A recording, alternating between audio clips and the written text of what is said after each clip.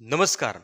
आज आपण बघणार आहोत घटक 9 नफा तोटा या टॉपिकवरील उच्च काठिण्य पातळीचे प्रश्न. प्रश्न नंबर 1. प्रत्येकी रुपये 400 खरेदी किंमत असणारे 40 शर्ट प्रत्येकी किती किमतीस विकावे म्हणजे होणारा नफा 20 शर्टांच्या विक्री किमती एवढा असेल.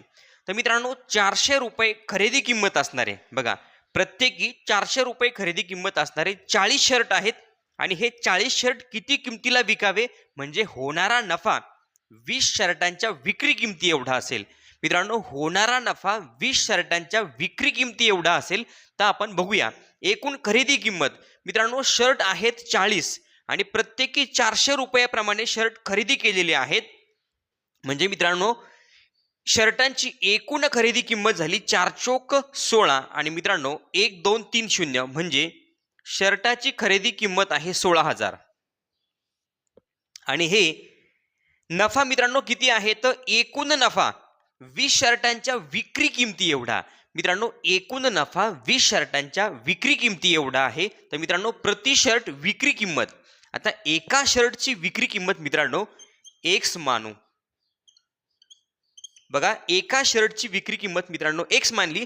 एकूण विक्री किंमत आपल्याकडे शर्ट आहेत मित्रांनो 40 शर्ट आपल्याला विकायचे आहेत. 40 शर्ट विकल्यानंतर 20 शर्टांच्या विक्री किमती एवढा नफा होतो.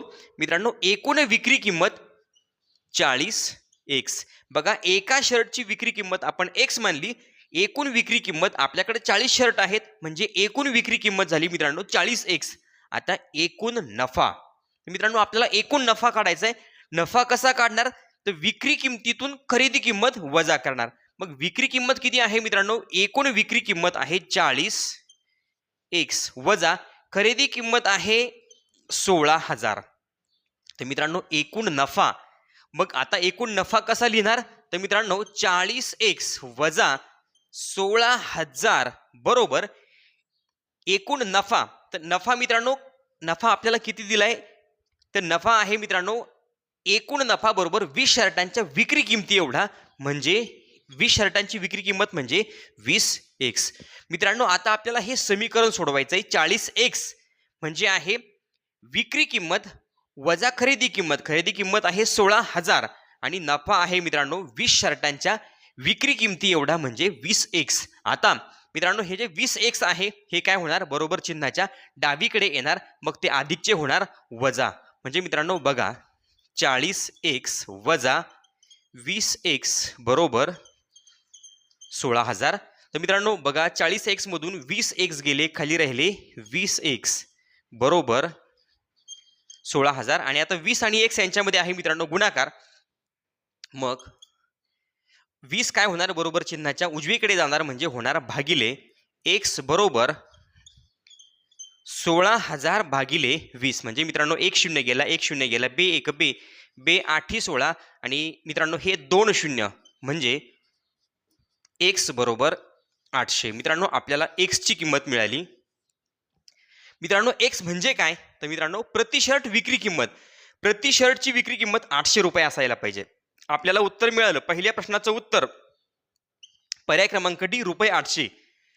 प्रति शर्ट विक्री किंमत 800 रुपये असेल तरच आपल्याला मित्रांनो नफा होणार 20 शर्टांच्या विक्री किमती एवढा. आपल्याला उत्तर मिळालं 800. पहिल्या प्रश्नाचं उत्तर पर्याय क्रमांक डी रुपये 800. प्रश्न नंबर 2. इब्राहिमने 500 अंडी रुपये 600 प्रति 100 या दराने खरेदी केली.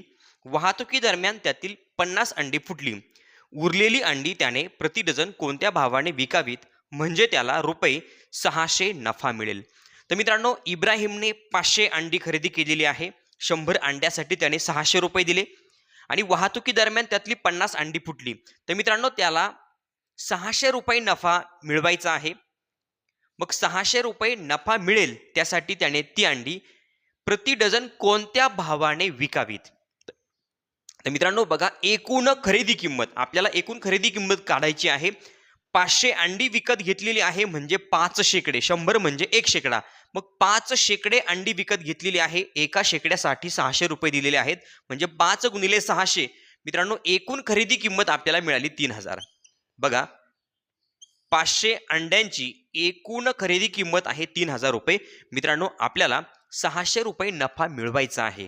म्हणजे आपल्याला अपेक्षित विक्री किंमत काढायची. तर मित्रांनो अपेक्षित विक्री किंमत म्हणजे काय, तर खरेदी किंमत अधिक नफा. मग खरेदी किंमत आहे 3000 अधिक मित्रांनो आपल्याला 600 रुपये नफा हवा आहे. म्हणजे आपली अपेक्षित विक्री किंमत किंवा आपली विक्री किंमत किती आहे, तर मित्रांनो 3600 रुपये. म्हणजे आपण ही अंडी 3600 रुपयांना विकली पाहिजे. म्हणजे आपल्याला 600 रुपये नफा मिळेल. पण मित्रांनो ही प्रति डझन कोणत्या भावाने विकावीत ते आपल्याला शोधायचंय. मग आता एकूण अंडी, तर मित्रांनो एकूण अंडी किती आहेत, एकूण अंडी आहेत 500, त्यातली 50 अंडी फुटली. म्हणजे मित्रांनो आपल्याकडं 450 अंडी शिल्लक आहेत. आता याचं आपल्याला डझन मध्ये रूपांतर करायचं. म्हणजे 450 भागिले 12, एक डझन म्हणजे 12 अंडी. तर मित्रांनो हा भागाकार मी बाजूला करतो. बघा 450 भागिले आपण 12 केलं, 12 दूने 24, 12 त्रिक 36, 12 चौक 48. तर मित्रांनो 12 त्रिक 36, 45 मधून 36 गेले, बाकी उरली 9, वरून घेतला 0 झाले 90. 12 चौक 48, 12 पंचे 60, 12 72, 12 साती 84. 90 मधून 84 गेले, बाकी उरली 6. मित्रांनो आता 6ला भाग जात नाही, दशांश चिन्ह 0. आणि 12 चौक 48, 12 पंचे 60, 60 मधून 60 गेले, बाकी उरली 0. तर मित्रांनो एकूण अंडी आहेत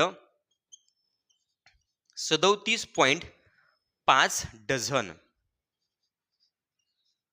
तर म्हणजे थोडक्यात 37.5 डझन अंडी आहेत. तर मित्रांनो विक्री किंमत आता आपल्याला प्रति डझन कोणत्या भावाने, म्हणजे प्रति डझन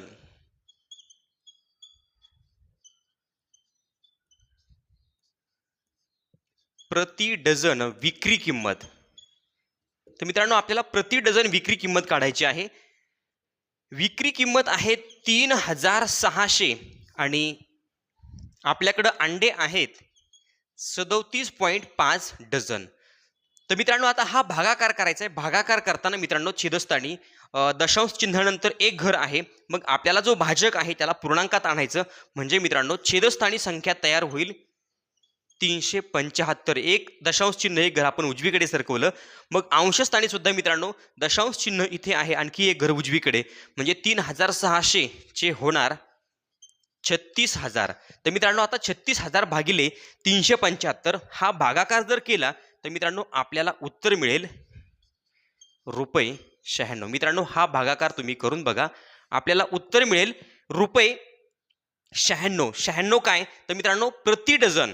म्हणजे आपण ही अंडी 37.5 डझन अंडी आपण प्रति डझन 96 या भावाने जर विकली तर आपल्याला 600 रुपये नफा मिळेल. म्हणजे दुसऱ्या प्रश्नाचं उत्तर आहे पर्याय क्रमांक ए, रुपये 96. प्रश्न नंबर 3. हिमांशूने 10 दूरचित्रवाणी संच प्रत्येकी रुपये 12,000 प्रमाणे खरेदी केले. ते दुकानात नेण्यासाठी त्याने काही रक्कम हमाली व वाहतूक यासाठी खर्च केली. हे सर्व संच त्याने प्रत्येकी रुपये 14,500 याप्रमाणे विकले. या व्यवहारात त्याला रुपये 20,000 नफा झाला असल्यास त्याने वाहतूक व हमालीवर किती खर्च केला. तर मित्रांनो हिमांशूने काय केले, 10 दूरचित्रवाणी संच 12,000 प्रमाणे खरेदी केलेले आहेत. ते दुकानात नेण्यासाठी त्याला वाहतुकीसाठी हमालीसाठी काही खर्च आलेला आहे. आणि मित्रांनो हे दूरचित्रवाणी संच प्रत्येकी रुपये 14,500 याप्रमाणे विकलेले आहे. या व्यवहारात त्याला 20,000 रुपये नफा झालेला आहे. तर मित्रांनो वाहतूक आणि हमाली यावर झालेला खर्च आपल्याला शोधून काढायचा आहे. आता मित्रांनो एकूण खरेदी किंमत दूरचित्रवाणी संच आहे 10, खरेदी केले आहे 12,000 रुपये प्रत्येकी. म्हणजे 12,000 गुणिले 10 जर आपण केलं तर मित्रांनो 1,20,000. 10 दूरचित्रवाणी संचांची खरेदी किंमत आहे 1,20,000 आणि ते विकलेले आहेत 14,500 प्रत्येकी. 10 दूरचित्रवाणी संच 14,500 प्रत्येकी विकलेले आहेत. म्हणजे एकूण विक्री किंमत मित्रांनो 14,500 लिहून घ्या आणि 10 म्हणजे 1,45,000 विक्री किंमत आहे. तर मित्रांनो आपल्याला नफा शोधून काढायचा आहे. खरेदी किंमत आहे 1,20,000, विक्री किंमत आहे 1,45,000. विक्री किंमत जास्त आहे म्हणजे मित्रांनो नफा होणार. मग नफ्याचं सूत्र आहे विक्री किंमत वजा खरेदी किंमत. मग मित्रांनो विक्री किंमत आहे 1,45,000 वजा खरेदी किंमत आहे 1,20,000. मग 1,45,000 मधून 1,20,000 वजा केल्यानंतर मित्रांनो आपल्याला उत्तर मिळेल 25,000. बघा मित्रांनो आपल्याला उत्तर मिळालं 25,000. हे उत्तर आपलं नाहीये. पण मित्रांनो हे 25,000 आहे. या व्यवहारात 20,000 रुपये नफा झालेला आहे. मित्रांनो नफा झालेला आहे 20,000 रुपये. म्हणजे मित्रांनो हे जे 25,000 आहे ना, रुपये 25,000 यामध्ये वाहतूक व हमाली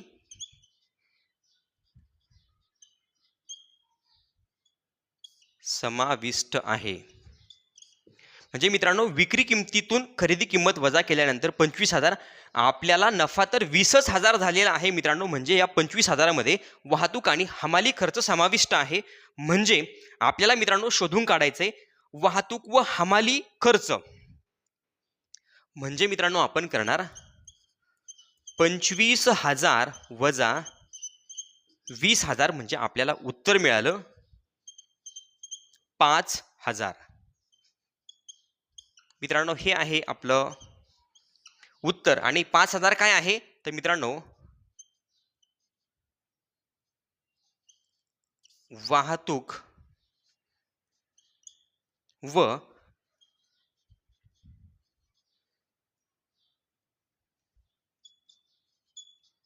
हमाली खर्च. वाहतूक व हमाली खर्च आहे रुपये 5,000. म्हणजे तिसऱ्या प्रश्नाचं उत्तर आहे पर्याय क्रमांक ए रुपये 5,000. प्रश्न नंबर 4. दिनेशने प्रति क्विंटल रुपये 4,000 या दराने 1 क्विंटल कांदे खरेदी केले. हे कांदे त्याने रुपये 36 प्रति किलोग्रॅम या दराने विकले. तर या व्यवहारात त्याला किती फायदा किंवा तोटा झाला. मित्रांनो दिनेशने प्रति क्विंटल रुपये 4,000 या दराने 1 क्विंटल कांदे खरेदी केले. 1 क्विंटल म्हणजे मित्रांनो 100 किलो.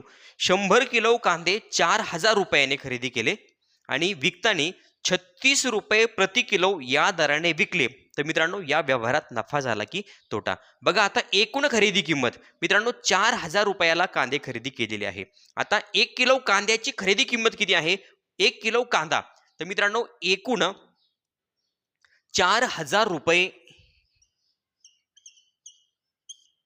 4,000 रुपयाचे कांदे खरेदी केलेले आहेत. आणि कांदे मित्रांनो 100 किलो आहेत. 1 क्विंटल म्हणजे 100 रुपये. आता आपल्याला 1 किलो कांद्याची किंमत काढायची आहे. तर मित्रांनो अंश छेद काटाकाटी 2 शून्य गेले 2 शून्य गेले 40/1 म्हणजेच मित्रांनो रुपये 40.